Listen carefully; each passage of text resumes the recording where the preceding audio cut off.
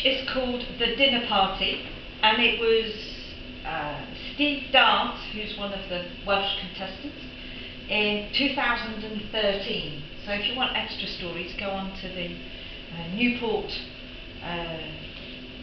website and you will find some more stories, including some from a very famous John Crawford and some from John McGee. So,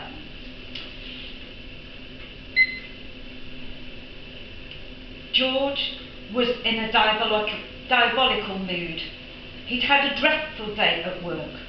What could go wrong did go wrong, and now to compound his misery, there were extensive roadworks on the motorway. So now he was stuck in a massive traffic jam on his way home. Of all nights for this to happen, why did it have to be tonight? Tonight was important, very important. He and his wife were entertaining prestigious guests.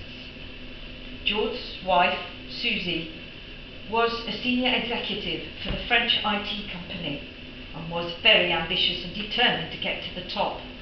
George, in comparison, was somewhat laid back and was content to plod along aimlessly in his career, if you could call it a career. His wife was the main breadwinner and earned 5 times his salary. Not that he minded. The money was great, but it came at a price. Susie was the boss of the household, and it ran exclusively on her terms. Holidays were taken when it suited her, meals revolved around her work schedule, and he had to do most of the household chores, including the cooking. But not tonight. Tonight was different.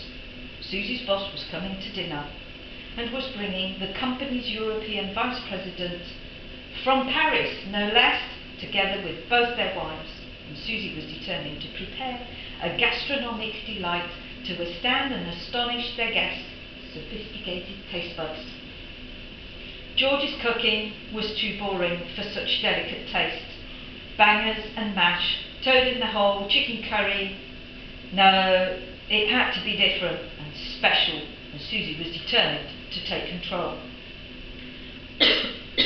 George had strict instructions to pick up a couple of bottles of champagne and some steak fillets, and a few other delicacies on a shopping list which Susie had thrust into his hand as he left for work that morning. "And don't forget anything," were the last words ringing in his ear as he scrambled into his car. "This bloody traffic," he shrieked in despair, "and look at the time, I'm going to be late." Arriving home half an hour later, his wife barked at him to pull all the food and drink on the kitchen table. "The guests will be here in 2 hours. So, you get changed and keep out of my way. I need to focus on the cooking." George showered, changed and sat down to enjoy a well-earned glass of wine when he heard a dreadful shriek from the kitchen. We'll give you that one.